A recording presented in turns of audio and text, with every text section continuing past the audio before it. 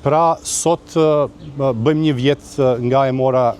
mandatin për Ministër i Shëndetësisë. Është një mandat jo i lehtë, për shkak se shëndetësia është një sistem i cili është shumë senzitiv, shumë i madh dhe kërkon zgjidhje në kohë reale.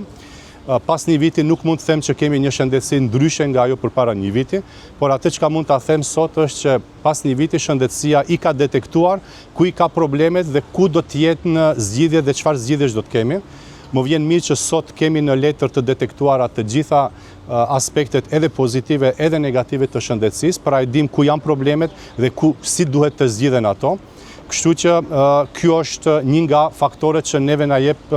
le të themi energji, të themi që përpara mund të shkojmë me shëndetësinë dhe të zgjidhim problemet hap pas hapi. Momenti i dytë, i cili më jep të drejtë të them që është një hap shumë i madh në shëndetësi, është antarësimi i shtetit tonë apo i sistemi shëndetësor të Maqedonisë në Bashkimin Evropian. Pra Maqedonia